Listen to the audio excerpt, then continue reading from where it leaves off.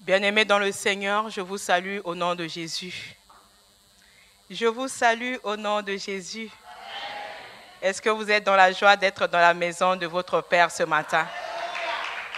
Moi, je peux dire comme David, je suis dans la joie quand on me dit « Allons à la maison de l'Éternel ». Et ce matin, c'est pour moi pas un honneur, mais c'est un privilège de la part du Seigneur de pouvoir me tenir devant vous. C'est une grâce de la part du Seigneur parce que beaucoup de personnes sont restées dans leur sommeil encore en 2019. Et cette semaine encore, il y a quelqu'un qui est proche je peux dire de moi au niveau professionnel, qui est resté dans son sommeil, qui ne s'est pas réveillé, qui a travaillé le 24 et le 25 ne s'est pas réveillé au matin alors qu'il passait la nuit avec son épouse, avec toute sa famille dans la maison. Bien-aimé, si tu es là ce matin, c'est parce que le Seigneur t'a fait grâce.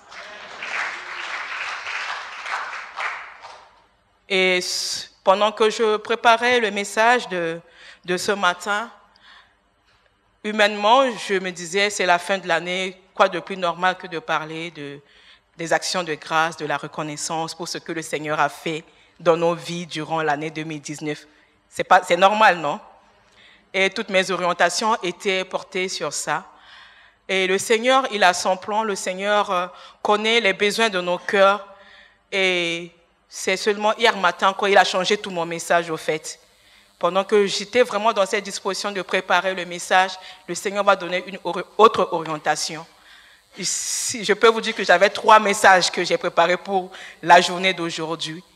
Le dimanche passé, le Seigneur m'a fait grâce d'annoncer la prédication à Kénétra. Et je voulais rester dans cette même dynamique de la prédication aussi que j'avais apportée à Kénétra, mais le Seigneur a orienté encore les choses autrement. Et je me disais, c'est le dernier dimanche de l'année. Et c'est assez bizarre parce que c'est la première fois que je sens une pression comme ça. Quand je préparais le message, je me dis c'est le dernier dimanche de l'année. C'est tellement qu'il y aura du monde. C'est tellement que les gens s'attendent à ce que le pasteur vienne donner la prédication. Certainement que les gens viendront avec beaucoup d'attentes. Certainement qu'il y a beaucoup de personnes qui n'ont pas pu être dans les cultes durant l'année 2019 et qui veulent se rattraper encore en venant dans la maison du Seigneur encore aujourd'hui. Et toutes ces pressions, le Seigneur a orienté ça naturellement, à sa manière. Et encore ce matin, je peux bénir son nom. Et je vais tout simplement t'inviter ce matin à rester dans une disposition de cœur telle que le Seigneur t'a choisi pour t'annoncer et te dire une seule parole qui conviendra certainement à ta situation, à ma situation. Ce n'est pas la parole de tout le monde, c'est ma parole. C'est une parole qui me sera adressée. Si tu viens ce matin dans cette disposition, tu sortiras de ce lieu avec quelque chose, avec une parole de la part du Seigneur. Amen. Nous allons rendre grâce au Seigneur. Père, je vais te bénir encore ce matin. Je veux te rendre grâce, Seigneur, pour ta bonté, Seigneur, envers ton Église. Merci car tu nous permets encore de voir un nouveau jour. Merci car tu nous permets encore de pouvoir, Seigneur, nous tenir dans ton temple ce matin pour t'adorer, Seigneur. Et ce matin, Seigneur, nous sommes encore là, nous sommes venus t'adorer. Nous sommes venus t'écouter aussi, Seigneur. Éternel, parle à ton peuple, parle à mon cœur aussi, Seigneur, ce matin. Nous voulons t'écouter, nous ne voulons pas écouter un homme, Seigneur, mais nous voulons t'écouter toi seul. Saint-Esprit de Dieu, connecte-nous ce matin encore à ta voix, afin que, Seigneur, éternel, ce moment de prédication ne puisse pas être une de plus. Mais, Seigneur, encore que tu puisses encore faire quelque chose de particulier dans nos vies, Seigneur. Louange, honneur à toi, Seigneur. Louange, honneur à toi. Merci, Saint-Esprit de Dieu. Nous te faisons confiance entièrement. Au nom de Jésus. Amen. Amen. Nous allons lire la parole de Dieu. Un texte que tout le monde connaît certainement, que tout le monde a eu le temps de lire. C'est dans Josué, chapitre 6. Nous allons faire une longue lecture. Josué, chapitre 6, nous avons 27 versets à lire, mais ça va aller un peu plus vite. Je lis dans la version second 21. Jéricho était fermé, barricadé devant les Israélites. Personne n'en sortait et personne n'y entrait. L'Éternel dit à Josué, « Regarde, je livre entre tes mains Jéricho et son roi, ainsi que ses vaillants soldats. Faites le tour de la ville, vous tous les hommes de guerre. Faites une fois le tour de la ville. Tu agiras ainsi pendant 6 jours. 7 prêtres porteront 7 trompettes retentissantes devant l'arche. Le 7e jour, vous ferez 7 fois le tour de la ville et les prêtres sonneront de la trompette. Quand ils sonneront de la corne retentissante, quand vous entendrez le son de la trompette, tout le peuple poussera de grands cris. Alors la muraille de la ville s'écroulera et le peuple montera à l'attaque, chacun devant soi. Josué, fils de Nun, appela les prêtres et leur dit, « Portez l'arche de l'Alliance et que 7 prêtres portent 7 trompettes retentissantes devant l'arche de l'Éternel. » Puis il dit au peuple, « Marchez, faites le tour de la ville et que les hommes équipés passent devant l'arche de l'Éternel. » Lorsque Josué eut parlé au peuple, les 7 prêtres qui portaient les 7 trompettes retentissantes devant l'Éternel se mirent en marche et sonnèrent de la trompette. L'arche de l'Alliance de l'Éternel allait à leur suite. Les hommes équipés marchaient devant les prêtres qui sonnaient de la trompette et l'arche en sonnait de la trompette. Josué avait donné cet ordre au peuple. « Vous ne crierez pas, vous ne ferez pas entendre votre voix et il ne sortira pas un mot de votre bouche jusqu'au jour où je vous dirai « Poussez des cris », alors vous pousserez des cris. L'arche de l'Éternel fit le tour de la ville. Elle fit une fois le tour, puis on rentra dans le camp et on y passa la nuit. Josué se leva de bon matin et les prêtres portèrent l'arche de l'Éternel. Les 7 prêtres qui portaient les 7 trompettes retentissant devant l'arche de l'Éternel se mirent en marche et sonnèrent de la trompette. Les hommes équipés marchaient devant eux et l'arrière-garde suivait l'arche de l'Éternel. Pendant la marche, on sonnait de la trompette. Ils firent une fois le tour de la ville le 2e jour, puis ils retournèrent dans le camp. Ils agirent de même pendant 6 jours. Le 7e jour, ils se levèrent de bon matin dès l'aurore et ils firent de la même manière 7 fois le tour de la ville. Ce fut le seul jour où ils firent 7 fois le tour de la ville. La 7e fois, comme les prêtres sonnaient de la trompette, Josué dit au peuple, « Poussez des cris car l'Éternel vous a livré la ville. La ville sera vouée à l'Éternel, elle et tout ce qui s'y trouve. Mais on laissera la vie à Rahab, la prostituée, et à tous ceux qui seront avec elle dans sa maison, parce qu'elle a caché les messagers que nous avions envoyés. Seulement, gardez-vous bien de toucher à ce qui sera voué à la destruction. En effet, si vous prenez de ce que vous auriez voué, voué à la destruction, vous mettriez le camp d'Israël sous une menace de destruction et vous causeriez son malheur. Tout l'argent et tout l'or, tous les objets en bronze et en fer seront consacrés à l'Éternel et entreront dans le trésor de l'Éternel. » Le peuple poussa des cris et les prêtres sonnèrent de la trompette. Lorsque le peuple entendit le son de la trompette, il poussa de grands cris et la muraille s'écroula. Le peuple monta dans la ville, chacun devant soi. Ils s'emparèrent de la ville, ils vouèrent à la destruction en le passant au fil de l'épée. Tout ce qui s'y trouvait, hommes et femmes, enfants et vieillards, jusqu'aux bœufs, aux brebis et aux ânes. Josué dit aux hommes qui avaient exploré le pays, « Entrez dans la maison de la femme prostituée et faites en sortir cette femme et tous les siens, comme vous les aviez juré. » Les jeunes espions entrèrent chez Rahab et on fit sortir Rahab, son père, sa mère, ses frères et tous les siens. Ils firent sortir tous les membres de sa famille et ils installèrent un lieu sûr à l'extérieur du camp d'Israël. Ils brûlèrent la ville et tout ce qui s'y trouvait. Toutefois, ils mirent dans le trésor de la maison de l'Éternel l'argent, l'or et tous les objets en bronze et en fer. Josué laissa la vie à Rahab la prostituée, à sa famille et à tous les siens. Elle a habité au milieu d'Israël jusqu'aujourd'hui parce qu'elle avait caché les messagers que Josué avait envoyés pour explorer Jéricho. Ce fit alors que Josué jura, « Maudit soit devant l'Éternel l'homme qui se lèvera pour reconstruire cette ville de Jéricho. Il en jettera les fondations au prix de son fils aîné et en posera les portes au prix de son plus jeune fils. L'Éternel fut avec Josué et l'on parla de lui dans tout le pays. » Amen. La lecture a été longue, mais j'espère que c'était important pour une meilleure compréhension. Bien-aimés, nous sommes dans une époque où les enfants d'Israël, le Seigneur les a fait sortir de l'Égypte. On est ensemble? Le Seigneur les a fait sortir de l'Égypte par sa main puissante, parce que Pharaon ne voulait pas les laisser partir. Par plusieurs signes, le Seigneur a poussé Pharaon à laisser les enfants d'Israël sortir de l'Égypte.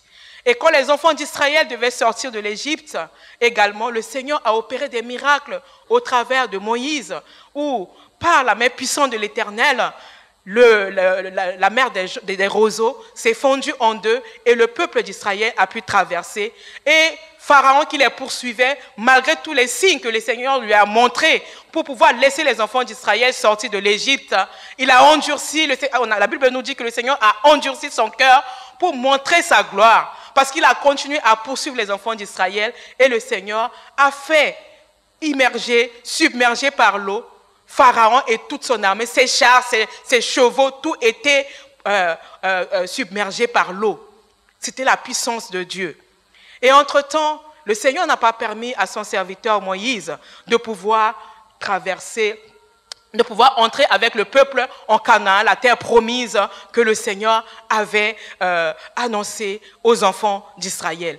Et le Seigneur va choisir quelqu'un qui était au pied de Moïse, quelqu'un qui a servi à ses côtés, quelqu'un qui était dans l'ombre, mais qui était un soutien assez formidable pour Moïse, Josué, fils de Nun, que le Seigneur va choisir et le Seigneur va l'instruire, lui donner vraiment des directives et c'était au travers de lui que le Seigneur va faire entrer le peuple d'Israël en Canaan, la terre promise. Amen.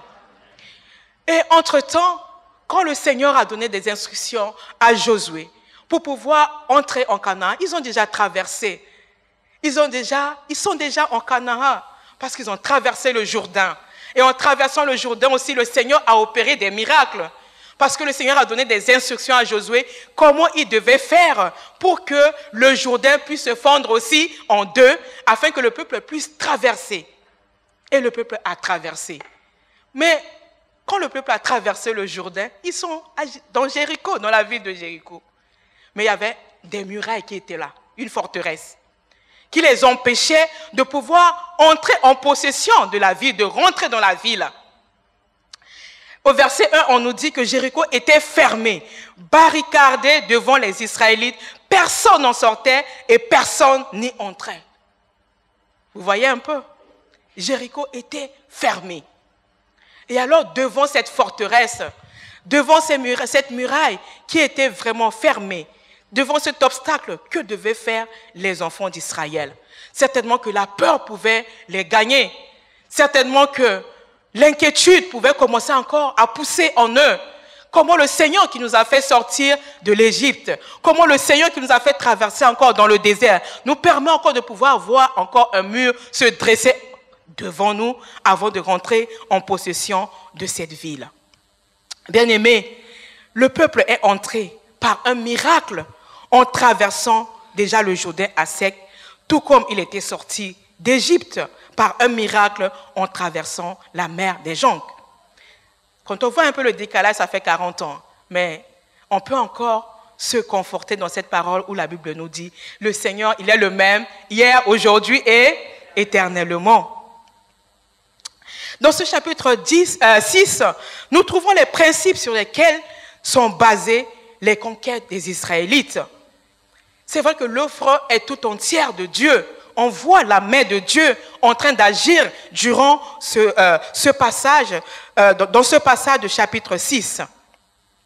On voit que c'est Dieu qui exerce son peuple au combat. On voit que c'est lui qui fait tout pour son peuple. On voit que le peuple s'est seulement soumis aux principes, aux directives de Dieu. Et le peuple a pu voir le miracle s'opérer. On a vu aussi une parfaite confiance en Dieu qui déclare en face de tous qu'on a à faire seulement ce qu'il dit. Et enfin, on verra la présence, sa présence s'accomplir pour son peuple. Bien-aimés, ce matin, quand je cherchais la définition de la ville de Jéricho, on dit que Jéricho, c'est le lieu de parfum. Jéricho aussi, c'est cette cité qui est notoire, renommée, qui est riche en baume, en miel, en citron, en rose et autres produits parfumés. Ça veut dire qu'il y a du bon là-bas à l'intérieur. C'est pourquoi les murs étaient tellement barricadés, élevés, pour protéger ce qui était là-bas. On nous dit aussi que Jéricho était aussi ce lieu qui est comme un oasis, comme une terre sainte, prise par les Israélites lors de leur conquête, qui était dirigée par Josué. Gardez bien cela en tête.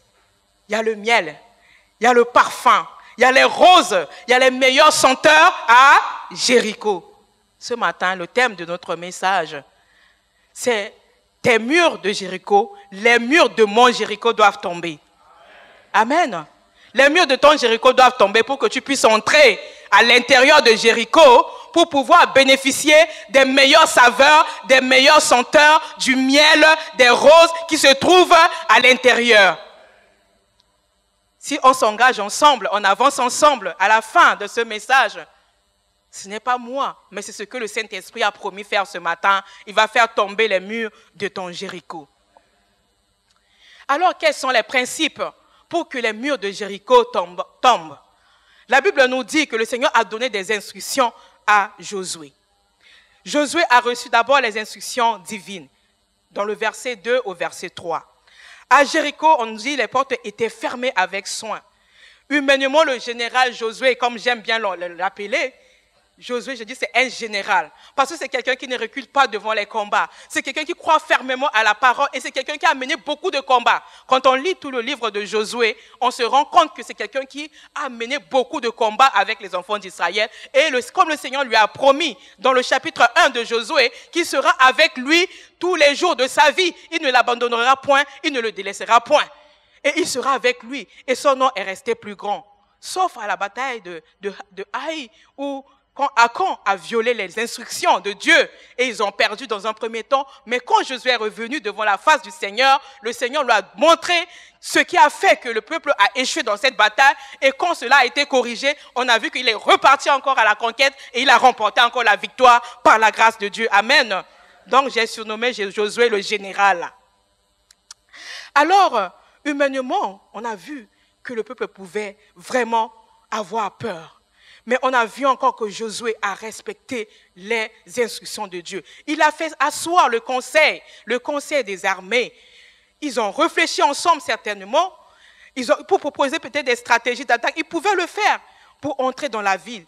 Mais ils ne se sont pas fiés à leur stratégie de guerre personnelle, à leur stratégie qu'ils connaissent peut-être pour aller au combat, voilà comment il faut faire, comme une armée normale pouvait le faire. Mais ils se sont fiés à ce que le Seigneur leur a donné. C'est pourquoi je me disais, Jéricho, ce n'est même pas une bataille, parce que le Seigneur avait déjà remporté la victoire. Jéricho, c'était juste une liturgie que le peuple devait respecter pour pouvoir remporter sa victoire. Parce que le peuple n'a pas combattu. Il n'y avait aucun ennemi en face. Le combat, c'est quand l'ennemi est en face. On combat. Et puis après, on a la victoire. Voilà. Mais là, le Seigneur donnait juste des instructions. Voilà ce que les prêtres devraient faire. Voilà comment vous devez marcher. Et voilà un peu le premier principe pour la victoire, pour notre victoire, pour pouvoir faire tomber les murs de notre Jéricho, c'est de recevoir les instructions divines. Bien-aimé, tu dois recevoir les instructions divines dans ta marche, dans les promesses que le Seigneur t'a données.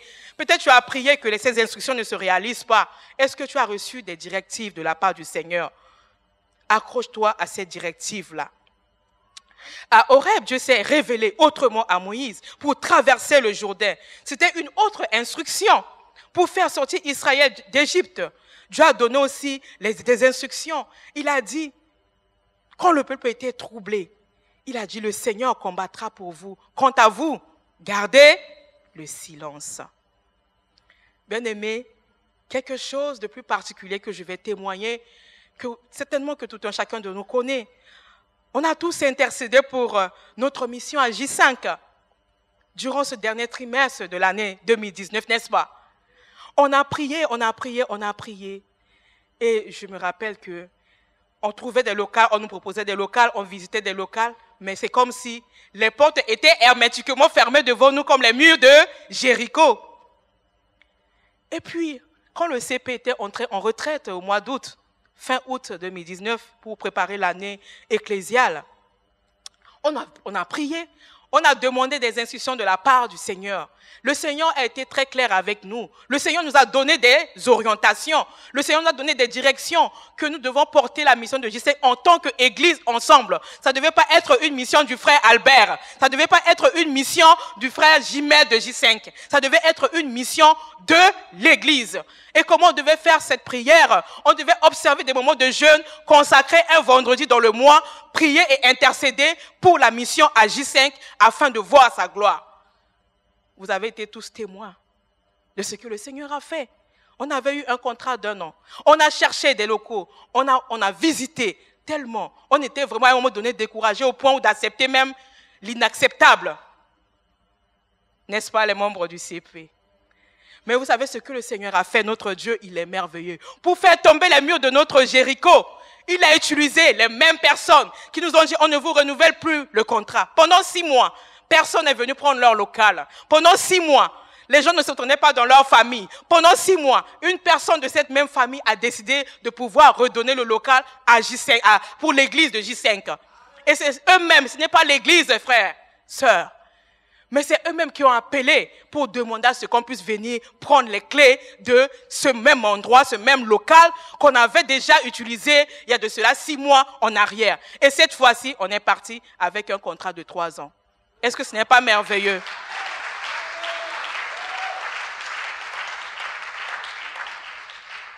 Bien-aimés dans le Seigneur, on ne peut pas combattre et avoir la victoire si on n'a pas reçu des directives de comment faire.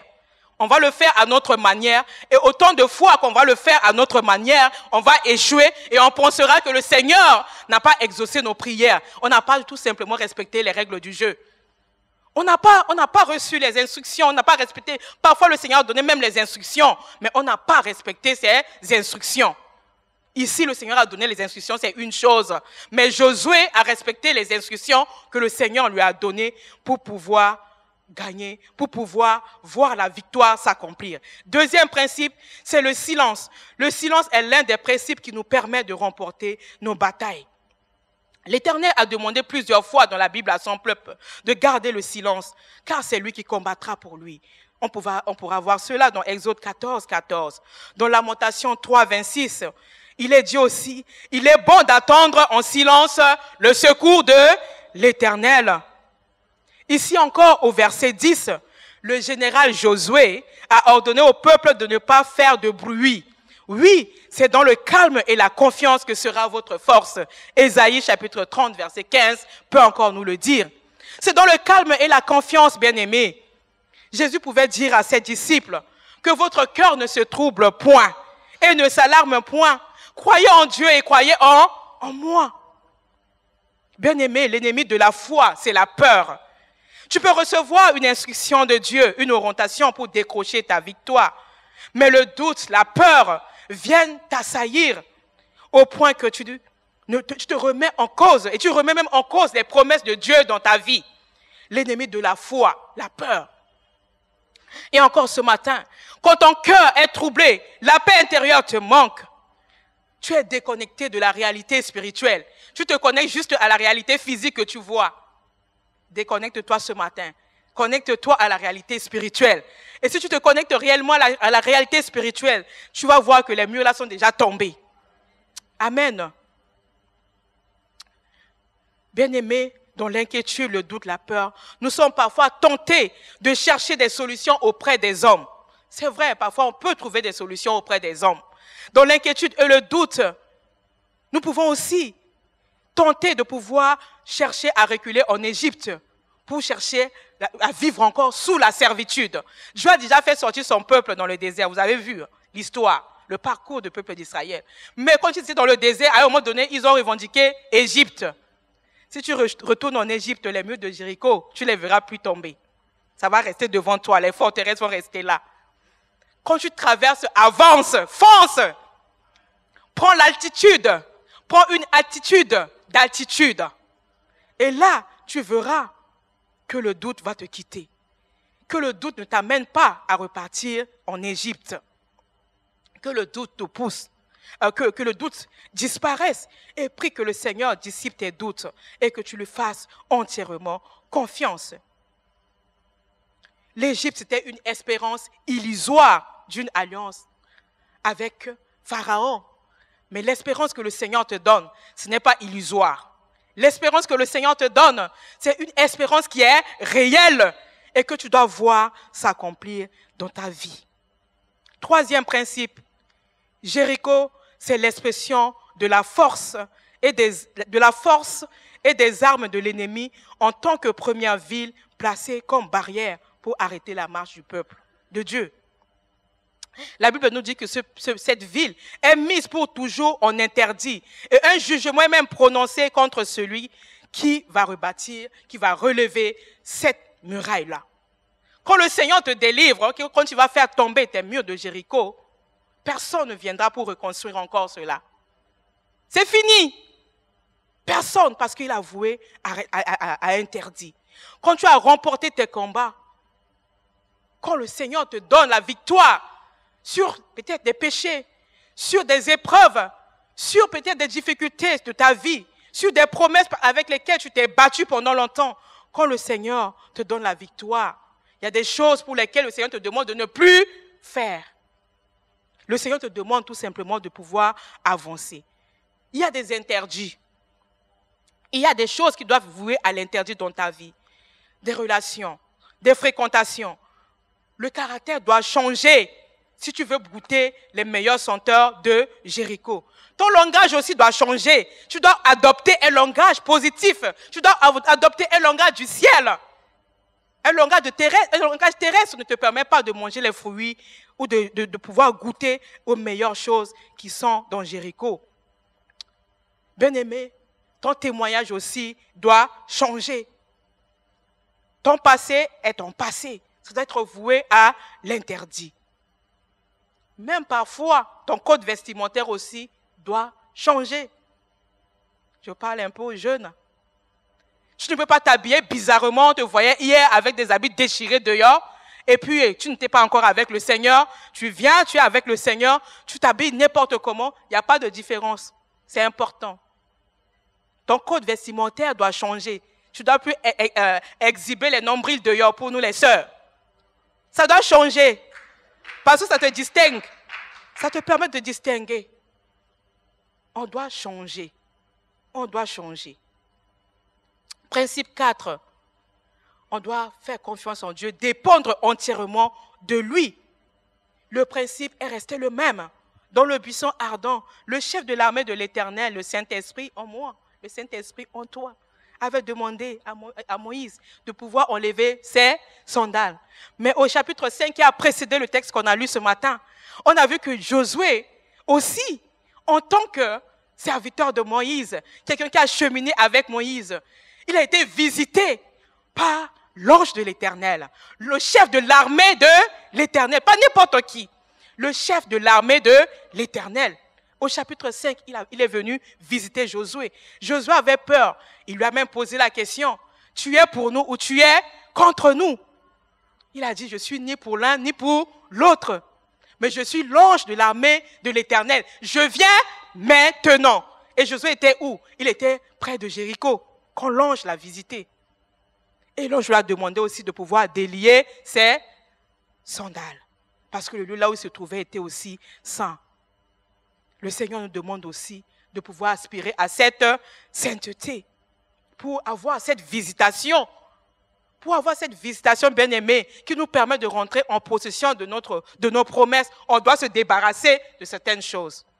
On doit enlever les sandales qui sont sales, qui représentent aussi le péché dans nos vies, qui représentent ces interdits dans nos vies. On doit s'en débarrasser. Et c'est grâce à cette visitation qu'on peut encore avoir cette force d'aller de l'avant. On peut encore avoir cette force encore de croire en la promesse de l'Éternel et de pouvoir essayer de progresser. Alors, quelles sont les leçons qu'on peut tirer de Jéricho? Première leçon apprise, c'est pour nous les chrétiens découragés. Relevons nos têtes. Relevez vos têtes. Paul parle de patience, de consolation et d'espérance. Dieu veut vous faire découvrir que vous pouvez encore entrer en possession du pays des promesses. La prise de Jéricho peut vous y instruire, bien-aimés. Que le Saint-Esprit, dont vous portez le sceau, tel que dit dans Éphésiens 1:13, vous donne cette patience et vous console. Il y a de l'espoir. Le cheminement d'Israël sous la conduite de Josué peut être le vôtre sous la conduite de Jésus. Les deux noms veulent dire presque la même chose. Yoshua, qui veut dire sauveur. Jésus marche avec toi. Relève ta tête et avance parce qu'il te donne aussi la victoire. Amen. Deuxième leçon qu'on peut apprendre. Jéricho n'est pas notre problème, Dieu s'en charge. Jéricho n'est pas ton problème, Dieu s'en charge. Jéricho n'est pas mon problème, Dieu s'en charge. Bien-aimés, les Israélites ont découvert un Dieu qui leur a permis de ne pas combattre, de respecter juste un rituel qu'il leur a montré de faire. Il leur a demandé de faire. Et ils ont vu la puissante main de Dieu agir dans leur vie. Donc les inquiétudes ne peuvent rien changer dans ta situation. Le doute ne peut rien changer dans ta situation. Par contre, si tu fais confiance à Dieu, tu le laisses se charger de tes fardeaux, de tes maladies, de tes problèmes, de tes difficultés financières, matérielles et autres, lui-même, toi-même tu auras juste la victoire parce qu'il s'en est déjà chargé. N'est-ce pas qu'il a dit qu'il a pris sur nous, sur lui, nos fardeaux, nos soucis, nos problèmes et il nous renvoie libres. Ne cherche pas à vivre encore sous la servitude. Ne reprends plus tes fardeaux. Il a dit que tu déposes cela à ses pieds. Jéricho n'est pas notre problème. Dieu s'en charge. Troisième leçon. Le chiffre 7 semble jouer un rôle important dans ces instructions que Dieu a données à Josué. On peut remarquer les 7 sacrificateurs, on peut remarquer les 7 trompettes, on peut remarquer aussi les 7 jours, on peut remarquer aussi le 7e jour. Le Seigneur a demandé au peuple de faire de tout 7 fois ce même jour-là. Alors pourquoi le peuple devait-il faire le tour de la ville le 7e jour? Pourtant c'est le jour du repos, peut-être le sabbat. Ce jour devait être sanctifié, mis à part pour glorifier Dieu. Certainement qu'il était défendu à l'homme de pouvoir travailler. Mais or, c'est à ce jour-là que le Seigneur a donné la victoire. Qu'importe la durée, si le Seigneur t'a demandé de jeûner 7 fois, de jeûner 20 fois, de jeûner 10 000 fois, fais-le. Tes murs finiront par tomber. C'est la persévérance. Continue, continue. Même si c'est pénible, fais-le. J'imagine que ce n'était pas facile. Vous avez fait déjà le tour 6 fois. Le 7e jour, on vous dit de faire le tour 7 fois le même jour. Bon, peut-être c'est une petite ville, mais ce n'est pas aisé quand même, hein, de le faire comme ça. C'est beaucoup d'énergie. Mais le Seigneur l'a demandé. Bien-aimé, fais-le. Même si les moyens ordonnés par Dieu à Israël étaient sans valeur pour le monde, c'est vrai que pour nous, la puissance de Dieu et la sagesse de Dieu est plus grande pour nous. Dieu n'est pas faible, il est fort, n'est-ce pas? Il est puissant. Et les armes de notre guerre ne sont pas charnelles, mais puissantes par Dieu pour la destruction des forteresses. Nous pouvons voir cela dans 2 Corinthiens, chapitre 10, versets 3 à 4, que je vous invite à lire à la maison. 4e leçon, c'est l'interdit. La ville était vouée à l'Éternel par interdit. Elle l'est pour toujours. Chose choquante, n'est-ce pas? Mais c'est un ordre de Dieu qui montre que le sort des communautés adonnées à l'idolâtrie, Israël ne devait pas en être contaminé. Israël ne devait pas être contaminé par cette idolâtrie qui était dans cette ville-là. En devenant instrument d'un châtiment si terrible, Israël devait aussi comprendre d'une part quel serait son propre sort s'il tombait dans le même péché qu'est l'idolâtrie. Dieu, il est saint et il ne veut pas que la conduite immorale de ce peuple puisse contaminer son peuple Israël aussi. C'est pour ça aussi, quand Dieu nous fait remporter des victoires, il nous fait sortir de nos situations. Il y a des milieux qu'on ne doit plus fréquenter. Il y a des personnes qu'on ne doit plus fréquenter parce qu'ils risquent de nous contaminer afin qu'on puisse repartir dans l'idolâtrie.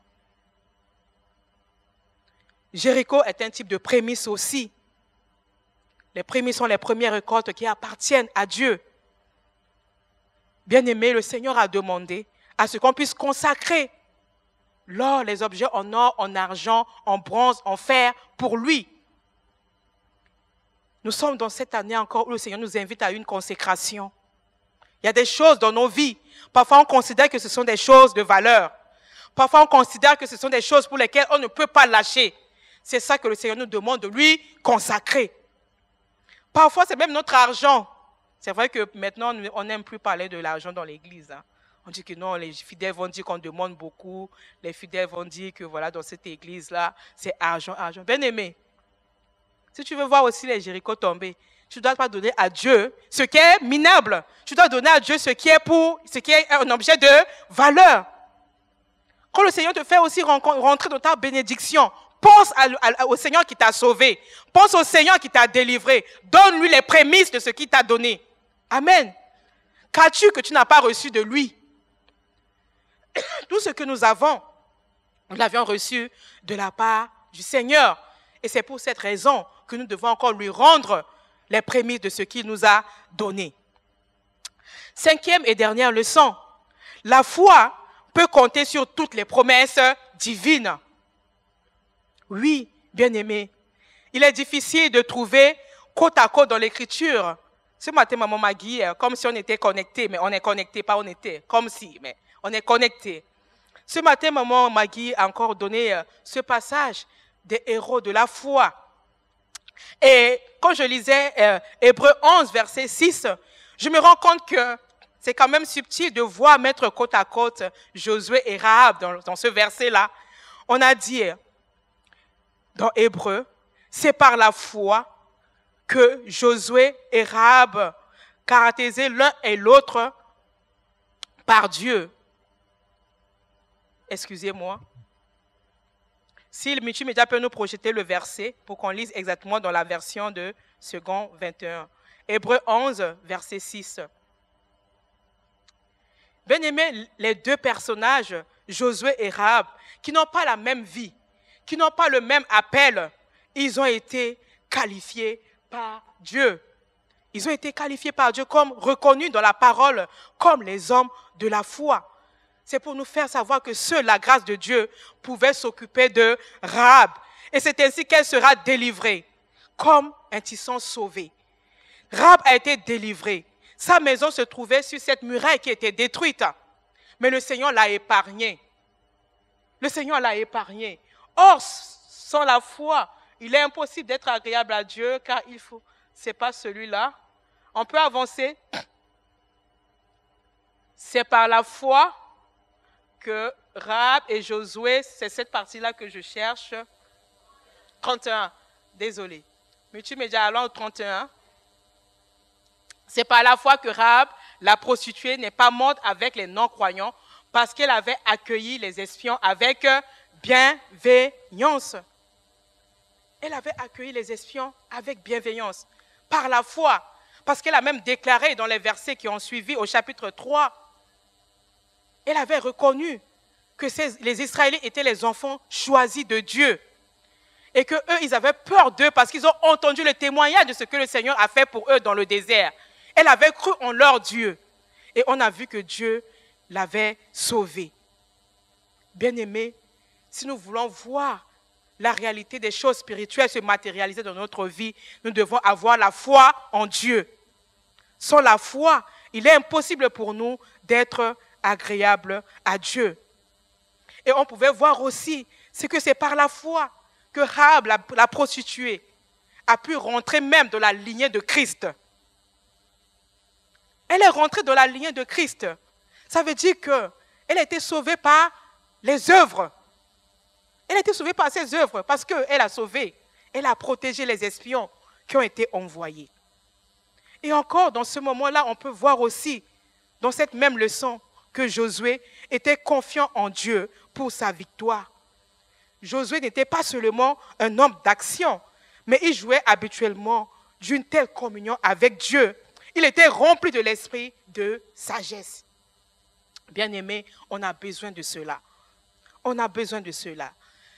Et je peux dire encore que Josué est le type de l'énergie et de l'intelligence du Saint-Esprit dans un homme qui jouit de la communion du Seigneur. Je répète, Josué, c'est le type de l'énergie et de l'intelligence du Saint-Esprit dans un homme qui jouit de la communion avec le Seigneur. Si tu jouis d'une communion parfaite avec le Seigneur, ça veut dire que chaque marche de ta vie, c'est lui qui te dit va à gauche, va à droite, et tu vas y aller avec l'énergie que le Seigneur t'a donnée. Et tu vas aller avec la sagesse aussi que le Seigneur t'a donnée, parce que Josué était aussi très sage. Bien-aimé, si des obstacles apparemment insurmontables se dressent encore sur ton chemin ce matin, laissons avec foi le Seigneur tout diriger dans sa sagesse. Amen. Le récit nous montre clairement que c'est Dieu qui est le vainqueur de Jéricho. C'est lui qui a livré la ville à son peuple. S'il y a des Jéricho, faisons grand usage de cette arme qui est invincible, la prière, en suivant les instructions de Dieu. Que notre témoignage reste aussi clair, que notre trompette ne rende pas un son confus. N'oublions pas que nous sommes comme Rahab, des objets de la merveilleuse grâce de Dieu. Il est prêt à la déployer chaque jour dans notre vie. Que ce passage ce matin nous encourage à marcher aussi par la foi, dans l'obéissance. C'est le seul chemin de la bénédiction. Et fixons encore les regards sur Jésus, qui est notre guide, qui est le modèle par excellence de la vie de la foi. Jésus est le consommateur de notre foi. Bien-aimé, ce matin encore, je vais tout simplement t'inviter aussi encore à la prière, à la fin de ce message. Calvin, let's go.